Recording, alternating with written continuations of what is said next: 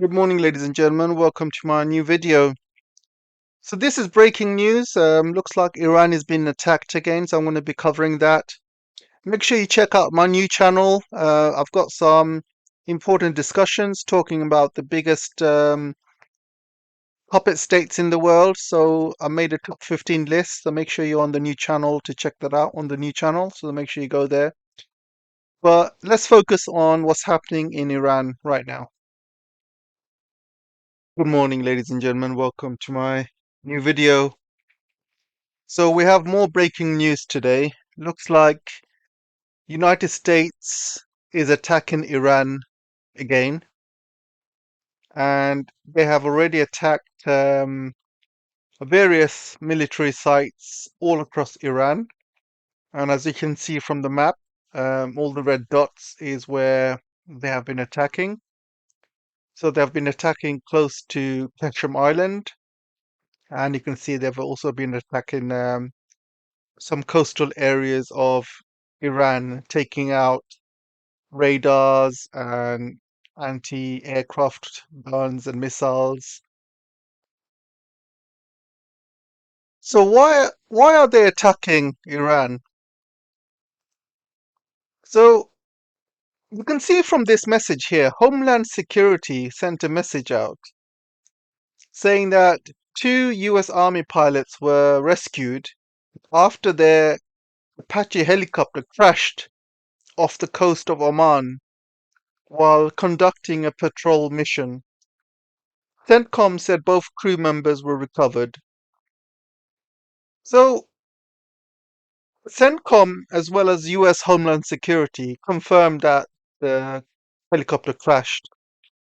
They did not say that the helicopter got shot down, or they did not say how it crashed. Nothing like that. So they kept quiet. And suddenly, Trump sent a tweet out saying that Iran shot down the helicopter and we will attack.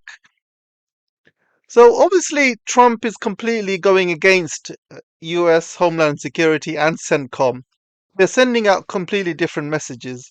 Because if CENTCOM wanted to send out a message saying US helicopter got shot down, then they would have, right?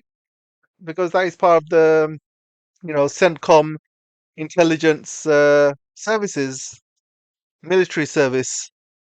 And then Trump sends a completely, you know, completely different message saying that they will attack. So he's given Iran obviously plenty of time to respond, as well as get everything ready and stuff. So he's given Iran plenty of time to prepare itself, and this is exactly what's happened. Now suddenly, all of a sudden, they are attacking Iran. Few days ago, for the last few months, and especially last few days ago, he said that there was a deal that was very, very close. He's obviously been messing around with the markets. He's trying to keep the oil prices down. He's trying to keep the stocks up. So he's been lying, saying there's a deal imminent, there's a deal very close. And next thing you know, he's attacking Iran. So yeah, how close is the deal, Trump? Is it very close? Is it tomorrow? I mean, come on, this is Trump we're dealing with. You cannot do any deals with Trump. Even if they sign a deal with Trump, he will wake up tomorrow and throw it in the bin, like he did with the JCPOA. You cannot sign any deal with Trump. If Iran, I think it's probably what they are doing, but if Iran wanted to play safe, then the best thing to do is to wait until, Donald Trump is impeached after the November elections, midterms, I mean. Because after the midterms, he's going to suffer major, major loss. He was on he was on a basketball finals, NBA finals yesterday, and he got booed by everyone in Madison Square Garden. Everyone booed him. He was so embarrassing for him, and Fox News as well, who tried to cover it, and they basically had to like change the They had to change the basically the footage to show that he wasn't booed. But all over social media, you can see how much he was being booed by everyone. And then he had a really bad smirk in his face, really bad smirk, because Trump is the kind of person he wants to be loved by everyone. He thinks he's some kind of god or messiah, and he hates it when people boo him. He hates it. So what did he do this morning? He sent ICE after New York. He said ICE are gonna be sent. ICE are gonna be sent to New York to look for illegal immigrants or something. So he's obviously doing it because he's upset about all the booing that he had last night. And what's worse, he's been caught on camera sleeping on the NBA finals. So this guy went to, the NBA finals. He caused such a big disruption. Half the city had to be closed down. There was security everywhere. People had to wait for, half a day just to get into the venue. There was a huge problem with Trump being at the Madison Square Garden. There was huge problem. Women were not allowed to bring in any handbags, and you're not allowed to bring in any mobiles. It was such a major security headache for everyone just because Trump was there. And what did he do? He just slept throughout the match. Like you're such a boring match. He just fell asleep. NBA finals we're talking about, guys. Absolutely ridiculous. And this morning he must have woke up with a really, really bad mood because he got booed so much yesterday. What does he do? He takes it out on Iran. This is the kind of man you're dealing with here. He does not like being booed. He does not like being criticized. And if he does, what does he do? He starts bombing a country. Now, bombing Iran because he got booed last night. That's the only reason. It's got nothing to do with helicopters. He used the helicopter as an excuse to bomb Iran. That's what he's done. When CENTCOM and U.S. Homeland Security never said that the helicopter got shot down. Maybe it did, maybe it didn't. But the point is, Trump is using. Trump rather destroy a peace deal that he's been saying is almost signed. He's very close to signing with Iran. Now he's destroyed it by attacking Iran. Iran will have no trust in this guy whatsoever. So the best solution for Iran now is to forget the ceasefire, forget the talks, just attack the U.S. bases with missiles and drones. Just drive the U.S. army out of the region and let this war go on until November when the midterms will happen, and that's when Trump is going to get absolutely slaughtered in the midterm elections. Absolutely slaughtered, guys. And when he gets slaughtered in the midterm elections, he will lose the House and Senate, and then he will be impeached. That is the best solution for Iran. Then after impeachment, if the replacement comes in, maybe they might cool down a bit. Maybe they might be some adults in the room to discuss Iranian terms properly. You cannot do any deals with this guy. Not one. He'll just wake up one day in a bad mood and he'll just tear it up. That's it. That's what he's done. That's the kind of person he is.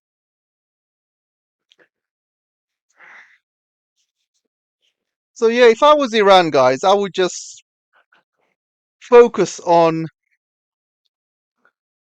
just attacking all these U.S. bases. Make it so expensive for the United States to be in the region that they have no choice but to leave, like they did with Afghanistan. And do you know what else they should do? See how United States is attacking all these coastal areas, right? I think what Iran needs to do is fill up the coast with full of fake anti-aircraft guns, fake radars, because they can get lots of these from China.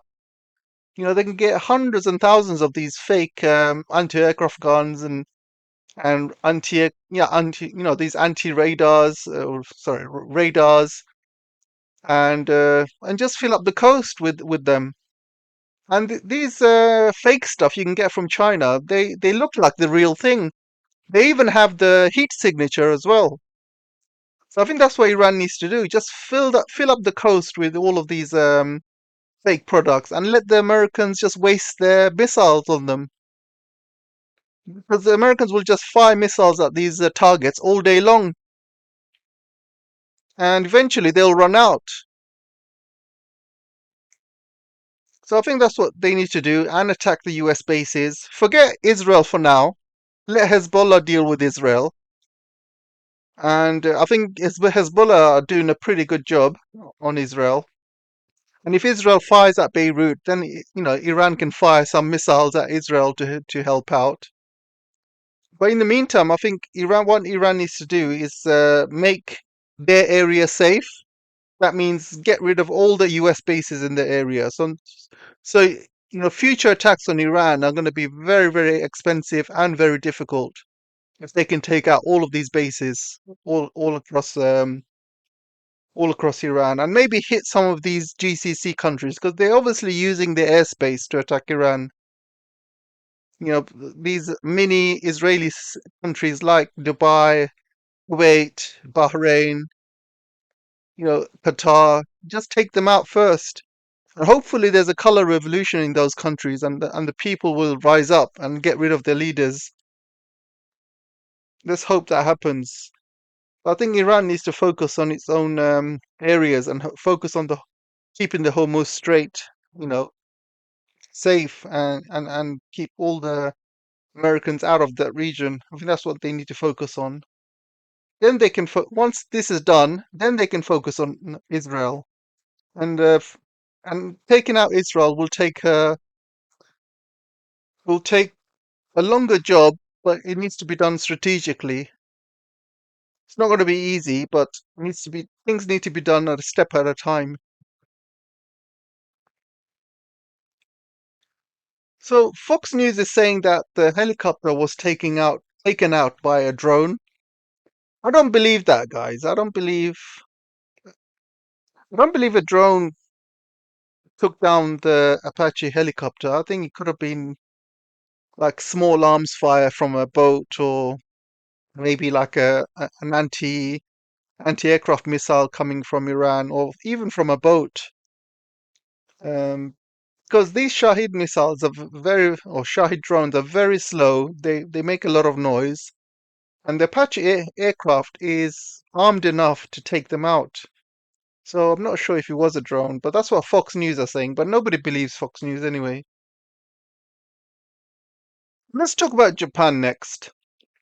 So Japan has been very provocative towards China lately. They've been using some very provocative languages towards China, angry messages. They've been invading Chinese waters around the province of Taiwan alongside the Philippines. They've been selling weapons and ammunition to the Filipino islands, pointing at China.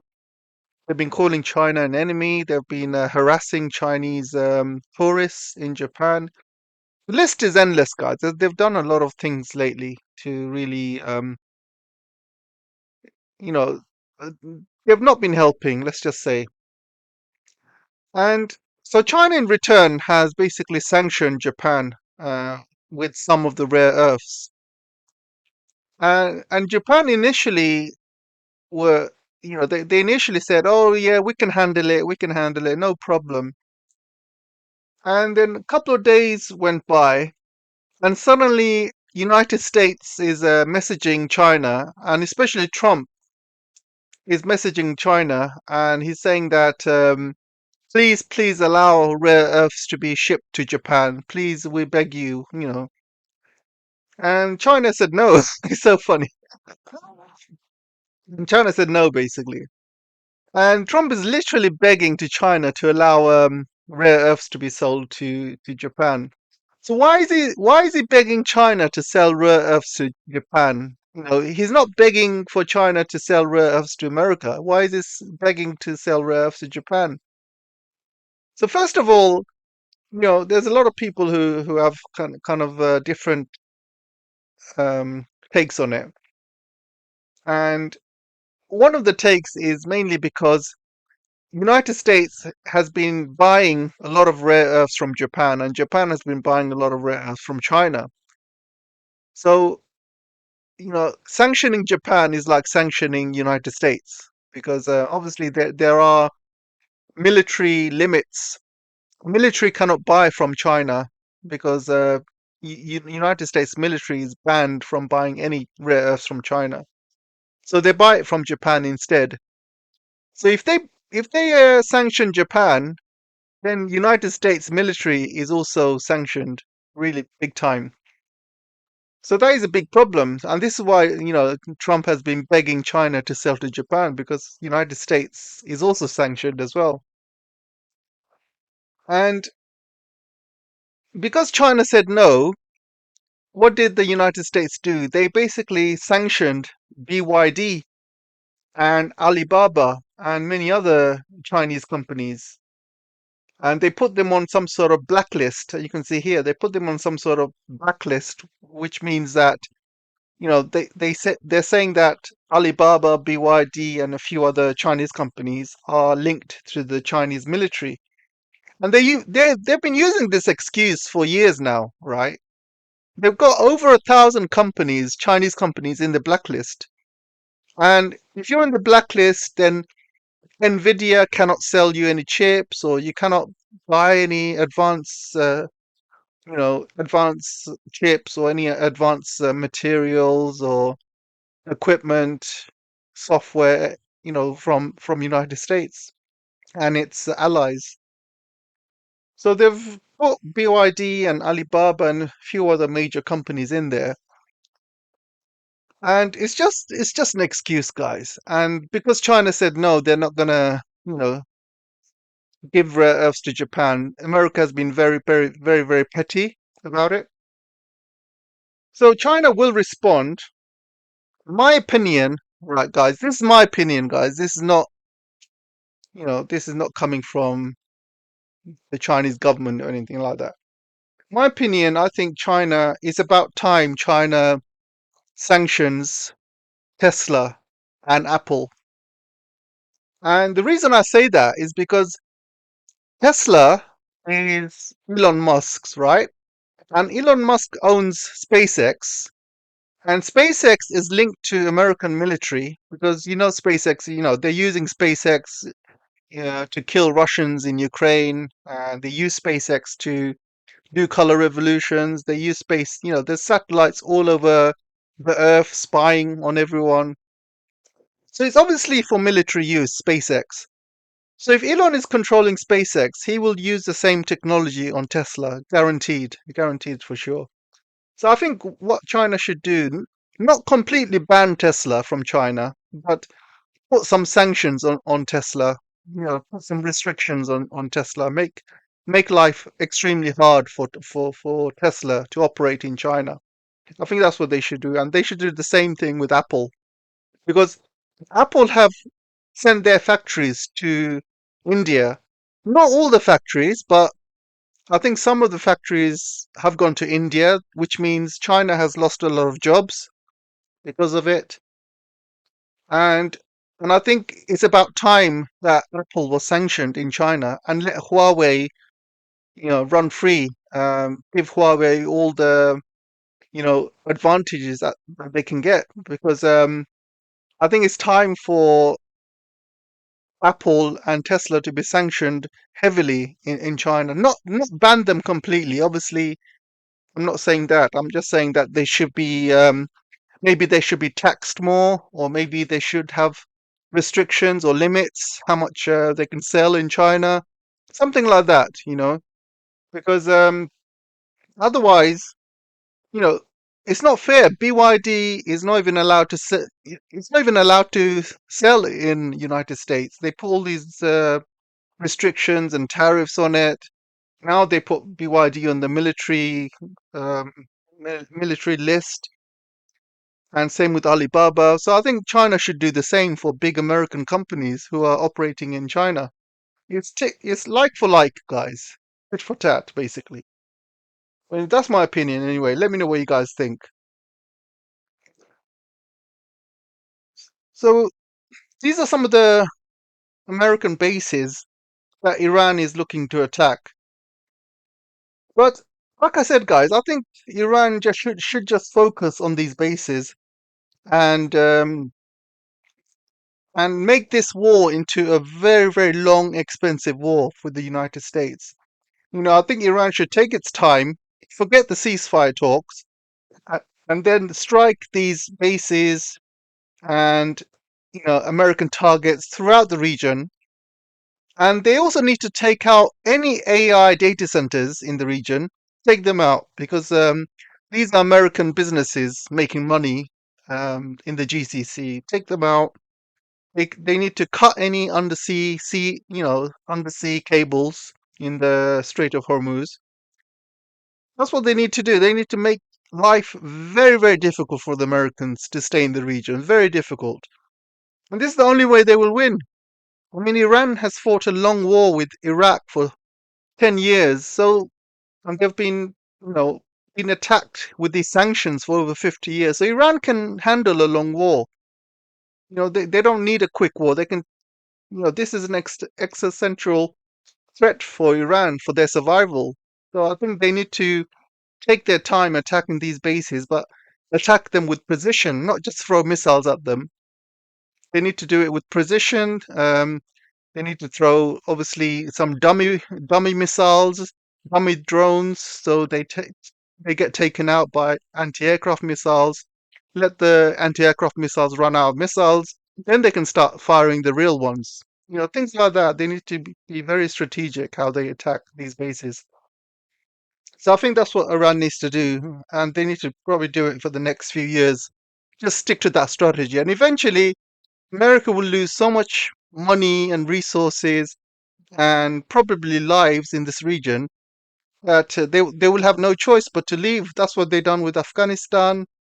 That's what they did with Iraq. Obviously they're still there in Iraq, but not like before. So let's talk a little bit about the economy, especially the Japanese economy. So Japan is expected by June 16 to increase the interest rate by 1%. So what does this mean? We know that Japan's economy has been very, very bad at the moment, and the Japanese yen has been falling.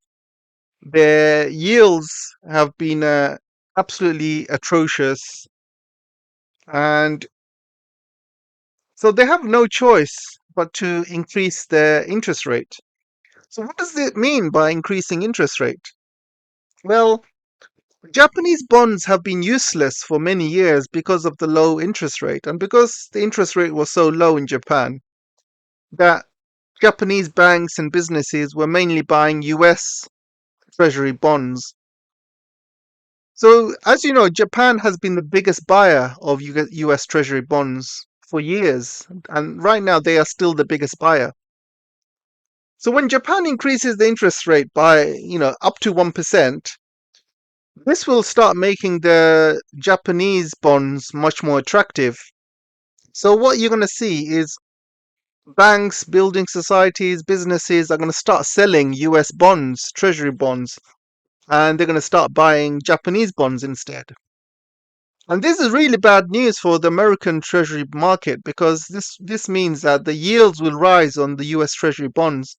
Right now, the US Treasury bonds yields are sky high. They're up, 20-year, 30-year bonds. They are up to 5%. And they're obviously up and down, but average around 5% recently.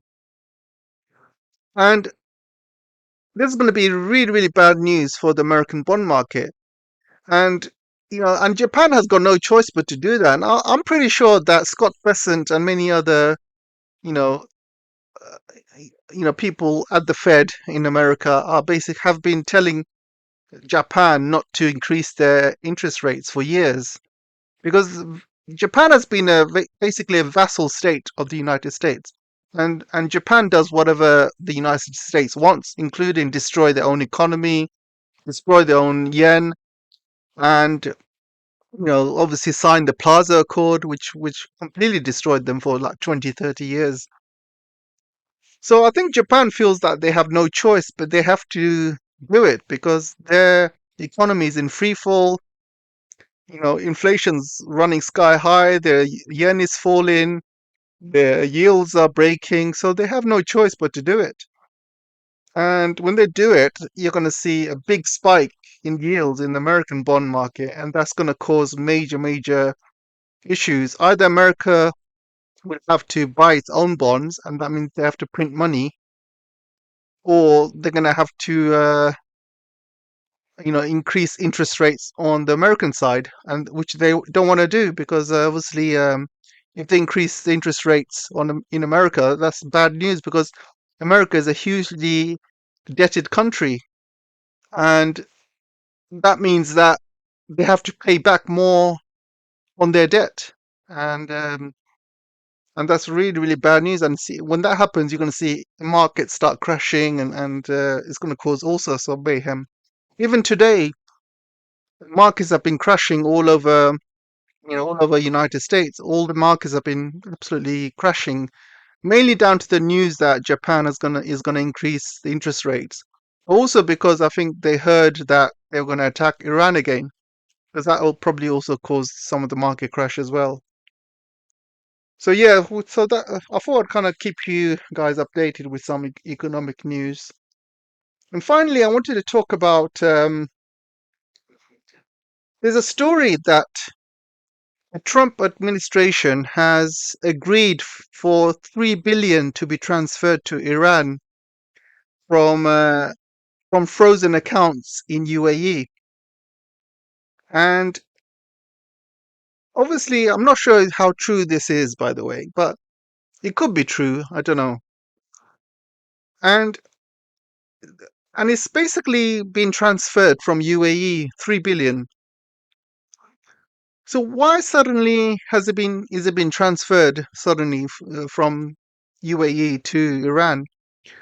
Trump administration or somebody from the administration is saying that the reason this is happening is because they don't want any more attacks on Israel, and they want Iran to stop attacking Israel, and they decided to give Iran 3 billion as part of the you know cost for the damages that Israel did. So they want to obviously go back to the negotiating table, and I don't think that's true because I think the real story is Iran yesterday said that Israel attacked Iranian petroleum sites, and Iran promised to attack petroleum sites all across the GCC. So they said that yesterday, and I think they were supposed to do some attacks on the GCC petrol sites today. And then suddenly, you hear the story about 3 billion being transferred from UAE onto Iran. I think what's happened is UAE is giving Iran some sort of bribe to not be to not to get attacked as part of their retaliation. So this is like almost like protection money. They're saying, Iran, look, we're going to give you 3 billion from the frozen accounts. Please don't attack our petroleum sites. I think that's what's happening, guys. It's nothing to do with Iran. I mean, Israel. It's all to do with UAE trying to protect their interests. So I think that's what's really happening. And um, and also, there's a story that the rare earths have been. Yeah, sorry, I got the pages wrong, but this is the slide. This is the story for the slide, by the way. So this particular story is basically showing the prices of rare earths have been going up, and for example, yttrium prices have exploded, gone up by 14,000%, and some of the others have gone up by 350%, and you can see one has gone up by 450%. So this is all to do with Obviously, the tariffs and also the recent the Japanese rare earth bans. So Chinese rare earth companies are making a huge killing, guys. Absolute huge killing. Great returns, don't you think? And I remember in 1992, you know, famous Chinese leader Deng Xiaoping, he said that the Middle East has oil, China has rare earths. And he made this remark while visiting a rare earth mining site in Inner Mongolia, highlighting the global strategic importance of these elements for the high-tech future, much like oil was in the Middle East. And this was in 1992. And you can imagine how much the rare earths cost in 1992. They probably were very, very cheap. Can you imagine the costs of rare earths now? You know, how much they've gone up since 1992. And China has complete monopoly of the rare earths. Yeah, and going back to that, you know, going back to this, showing you the kind of returns that just one of the rare earths that brings 14,000%. And these are just one of the rare earths. You know, there's many elements of rare earths that China mines and processes and refines. They all have gone up, all of them, by hundreds or maybe even thousands of percents over the last few years, just in the last few years, guys, because of all these trade wars and tariff wars and sanctions and all of that stuff. So China right now is raking in the money. I mean, a lot more than oil. Yeah, oil has gone up, but oil has not gone up by 14,000%. Oil has not gone up by even 350%. You know, the rare earths have come back with a huge return, guys. And you can see from this graph, you know, how fast the prices have gone up. And this was in 2025. You can see April 2025, just over a year ago. You can see some of the prices, and you can see how they've just been rising, month after month after month. Obviously, the top one's Utrillium.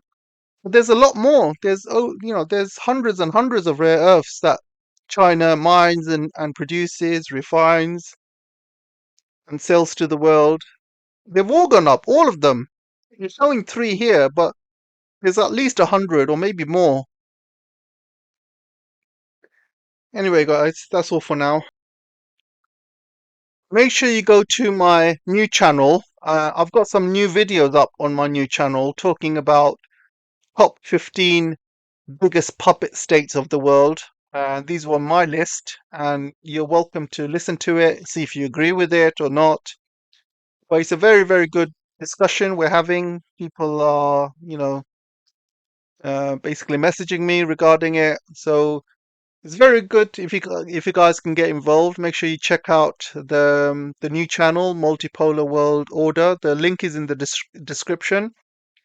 And the video I had to split in three parts, but the videos are about top 15 biggest puppet states in the world. So the new channel is going to be more for in-depth discussions and more for you know high IQ discussions and deep dives into topics.